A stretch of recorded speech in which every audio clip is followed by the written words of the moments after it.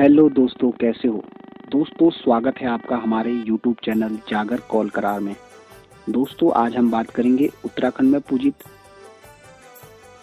न्यायिक के रूप में पूजित गुरजू देवता की, गौरील देवता की, गोलू देवता की, जो अनेकों नामों से यहाँ पूजे जाते हैं। गौर भैरव के रूप में यहाँ पूजे जाते हैं। दोस्तों, ऐसा माना जाता है कि भगवान शिव ने इनको स्वयं न्यायाधीश का पद दिया। दोस्तों, ऐसा माना जाता है ये पंचनाम देवताओं के भांजिन हैं। दोस्तों, उत्तराखंड के प्रत्येक घर में इनको कुलंकारी देवताओं के रूप में पूजा जाता है। प्रत्येक घर में कुल देवता के रूप में विराजमान रहते हैं। दोस्तों, घर घर का न्याय करते हैं राजवंशी देवता। दोस्तों, चाहे वो हरजू की खेर हो या कतुरु की हो, हर धुनी में इनको आगवामी बनाया गया है। हर धुनी में इनको न्यायाधीश का पद दिया गया है। दोस्तों, जहाँ ये चले जाते हैं, जिस धुनी में ये चले जाते हैं, फिर वहाँ का पूरा न्याय, पूरी जो केस है, जो पूरा इनके हाथ में चला जाता है। फिर इनका कोई काट नहीं कर सकता। दोस्तों, जहाँ इन्होंने न्याय कर दिया, फिर उसका कोई काट नहीं कर सकता। दोस्तों, इतने शक्तिशाली देव हैं। दोस्तों, इतने दयालु हैं, इतने न्यायकारी हैं कि अपने भक्तों की, दीन दुखियों की एक पुकार पे दोस्तों तुरंत सहायता के लिए पहुंचते हैं। दोस्तों, इसका प्रत्यक्ष उदाहरण दोस्तों, उत्तराखंड के जो लोग यहाँ पर रहते हैं उत्तराखंड में, या जो लोग उत्तराखंड से जुड़े हुए हैं, कुमाऊं से जुड़े हुए हैं, वो तो जागरों के माध्यम से, देव पूछों के आसनों के माध्यम से उनका चमत्कार देखते रहते हैं।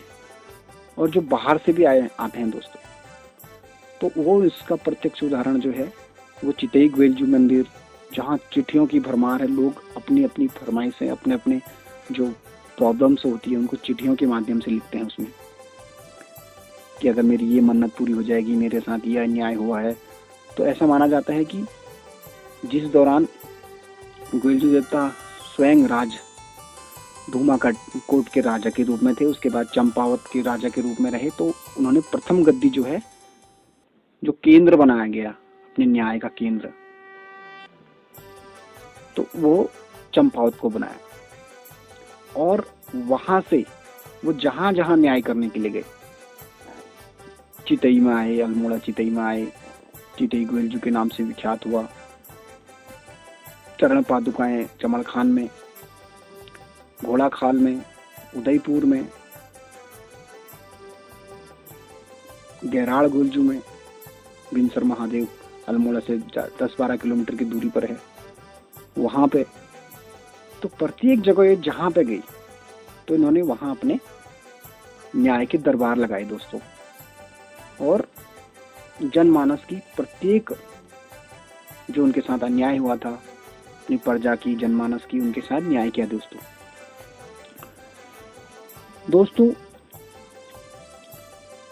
उत्तराखंड में इनको गौर भैरव के रूप में भी पूजा जाता है। ऐसा माना जाता है कि भगवान शिव जी के अंश हैं, भगवान भैरव के अंश हैं दोस्तों, ऐसा माना जाता है। आज भी प्रत्यक्ष रूप से जागरों के माध्यम से आप इनका परचम, इनका पर्चे देख सकते हैं, इनका न्याय देख सकते हैं दोस्तों।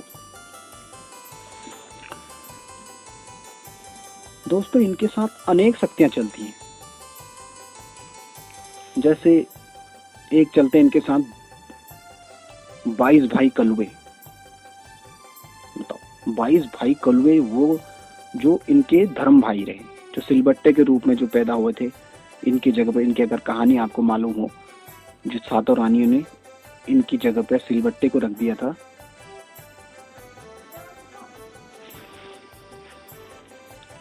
तो इनके साथ जो है, जो सिलबट्टे के रूप में इनके भाई, जिनको जो माता कलिंगा ने इनके रूप में, इन्हीं के रूप में अपना पुत्र मानकर उनको सिलबट्टे को जो पाला था, वो इनके धर्म भाई बने माता कलिंगा के कहने पे। तो वही जब इन्होंने सिलबट्टे पे वार किया, तो 22 भाई कलवे में जान फूंक दी सिलबट्टे में। वही 22 भाई कलवे जो तैयार हुए, वो इनके न्याय, जो न्यायालय है जहाँ पे ये न्याय करते हैं, जिस धुनी में न्याय करते हैं, तो इनके बिना, 22 भाई कलुओं के बिना, इनके न्यायाधीश के दीवान के रूप में उनको जाना जाता है। तो कोई न्याय नहीं होता। ऐसा माना जाता है कि वो इनके भाई हैं, धर्म भाई हैं, और उन्होंने इनको जो है अपने न्यायालय होता है उसका दीवान के रूप में इनको पद दिया दोस्तों। तो प्रत्येक धुनी में, प्रत्येक पूजा में कलवा देवता को भी पूजना अनिवार्य होता है दोस्तों। इसके बाद चलते हैं दोस्तों इनके साथ 22 बहनें गढ़देवी, जो इनकी धर्म बहनें बताई जाती हैं, वो भी बड़ी शक्तिशाली होती हैं दोस्तों। गाढ़ गधेरों में रहती हैं, माता का ही एक रूप होता है। तो 22 बहनें गढ़देवी जो इनको अपना धर्म भाई मानती हैं, तो वो चलती हैं दोस्तों। इनके साथ 9 लाख कतूरी देवता, 9 लाख कंथापुरी जिनको कहते हैं, वो चलते हैं दोस्तों। 9 भाई नरसिंह इनके साथ चलते हैं, नरसिंह देवता जिनको ये मामू बोलते हैं, वो चलते हैं दोस्तों।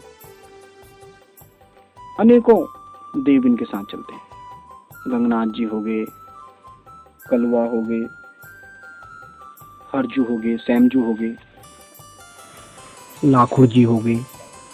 अपने जीवन काल में दोस्तों इन्होंने अनेक प्रकार के मसाणों को साधा, उनके मसाणों के प्रकोप से जनता को बचाया। तो मसाणों का जो खात्मा तो नहीं कर सकते, क्योंकि वो भी तो आखिरकार शिव जी के ही गण होते हैं। तो उनको भी साधा, उनसे वचन लिया कि आप इस भूमि से या इस क्षेत्र से आगे नहीं जाओगे ना, इस क्षेत्र के अलावा किसी पे पकड़ नहीं करोगे, सदैव मेरे बस में रहोगे। तो इस तरह का वचन लिया उनसे। तो उनको भी, वो भी इनके साथ चलते हैं दोस्तों। साथ सभी प्रकार के मसान हो गए। भनरिया रूप में इन्होंने, भूतांगी रूप में, भनरिया भूतांगी रूप में अनेक भूतों को साधा, अनेक भूतों को वश में किया दोस्तों। तो वो भी इनके साथ चलते हैं। तो इस तरह से ये बहुत ही शक्तिशाली हैं दोस्तों। अनेक प्रकार की शक्तियां इनमें चलती हैं। माना जाता है कि 52 रूपों में ये पूजित हैं। 52 प्रकार के रूप होते हैं इनके, इस तरह माना जाता है दोस्तों। तो जब शुरुआत में इनको धौला धूमाकोट से इनका राजपाट हुआ शुरू, क्योंकि जन्म तो गोयल का एक ही है ना, जन्म एक ही है उनका, लेकिन उनके 52 रूपों में उनको पूजा जाता है। जिस क्षेत्र में जिस काम को पूरा करने के मकसद से गई है, तो वहां उस रूप में पूजित हो गए। और प्रत्येक जो रूप है, प्रत्येक रूप का विधि विधान भी अलग है।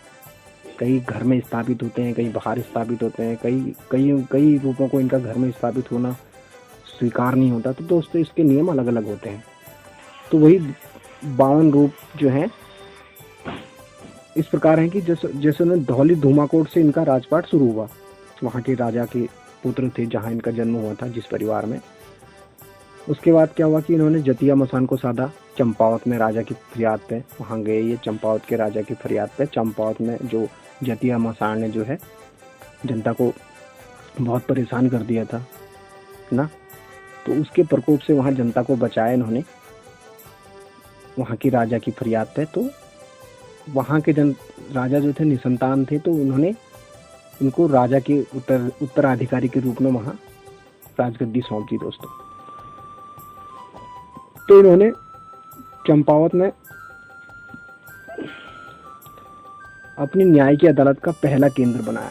केंद्र आज भी उसको न्याय की अदालत का केंद्र बिंदु बनाया इन्होंने। वहां पर जो ये अभी जो मेन है वहां पर विराजमान होते हैं दोस्तों, एक जो निश्चित होता है ना।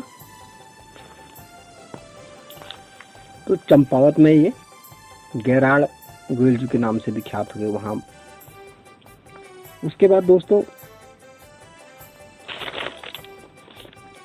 ये चंपावत में जो है भगवा गैराड़ रूप, भगवा बहराड़ रूप में बैठे हैं दोस्तों।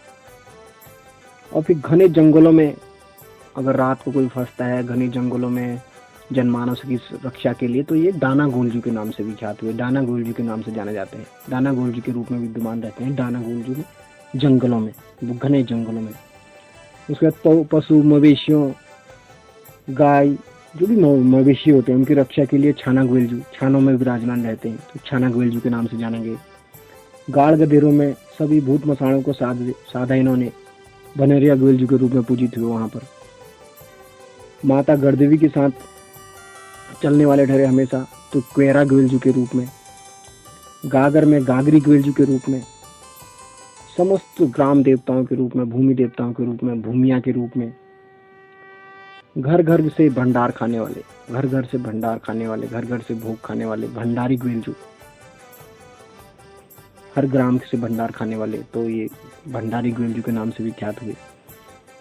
हर घर घर का न्याय करने वाले बैठे तो कुलंकारी राजवंशी ग्वेलजू। चमड़ खान में आज भी इनकी चरण पादुका के रूप में विराजमान है, तो चमड़ खानी ग्वेलजू। ऐसे ही लगभग 52 रूपों में ग्वेलजू के शक्ति केंद्र हैं दोस्तों, जो आज भी पूजित हैं। इनके बड़े बड़े मंदिर वहां पे आज भी देखेंगे, उनका असंख्य घंटियां आपको देखने को मिलेंगी। लोगों की भक्तों की मन्नतें पूरी होती है दोस्तों। तो 52 रूपों में लगभग ये पूजे जाते हैं, और इनका प्रत्येक रूप जो है वो घर में विराजमान नहीं होता दोस्तों। हर घर का विधान अलग है, हर रूप का इनका विधान अलग है, जो एक सिद्ध डंगरी ही आपको बता सकता है दोस्तों। क्या आपके साथ अक्सर होता है कि आपके घरों में, देवी पूछों में, जागरों में आपके साथ कुछ चीजें ऐसी होती हैं कि आप तर्क वितर्क करना चाहते हो देव डंगरियों के साथ, उन आसन में विराजमान देव शक्तियों के साथ, लेकिन आपका जो है आप कह नहीं पाते हो, क्योंकि आपको उनकी आसान बोलचाल की भाषा समझ में नहीं आती है, समझ नहीं पाते हो। तो आप हमारे चैनल के माध्यम से अनेक प्रकार की जानकारियाँ मिलती रहेंगी हमारे चैनल के माध्यम से, और आपको तर्क वितर्क करने में, आपके घर के राग मालाओं को सुधारने में बड़ी आसानी मिलेगी दोस्तों। इसके लिए आपको क्या है कि सबसे पहले आपको उत्तराखंड में, देवभूमि में विद्यमान सभी शक्तियों के विधानों को, उनके रूपों को, उनकी कहानियों का वर्णन, उनकी कहानियों को जानना बहुत जरूरी है दोस्तों। ये बेसिक है दोस्तों, क्योंकि यह बहुत जरूरी है, क्योंकि उत्तराखंड में जो भी कुल देवता हैं, जो भी देवता विराजमान है, तो भगवान जो हैं, भगवानों ने उनको सब सौंप रखा है। भगवान भी उनसे आगे नहीं है दोस्तों, क्योंकि देवताओं को ही समस्त धरती का मालिक बनाया गया है, आप ये मान के चलिए। तो विद्यमान सभी शक्तियों के बारे में, मसाण क्या होते हैं, बयाल क्या होती है, देवता क्या होते हैं, देवी क्या होती है, इस तरह से आपको प्रत्येक चीज में, प्रत्येक रूप का वर्णन, उनकी कहानियों का, उनका विधि विधानों का, उनको किस तरह से पूजा की जाती है, क्या भोग लगाया जाता है, ये जानना बहुत अनिवार्य है दोस्तों। तभी आप तर्क वितर्क कर सकते हैं उनके साथ, तभी आप बात कर सकते हैं। तो इस तरह की जानकारी आपको हमारे चैनल से मिलते रहेगी, बस आप प्रत्येक वीडियो को ध्यान से सुनिए दोस्तों, और इस चैनल को लाइक करिए और सब्सक्राइब करिए।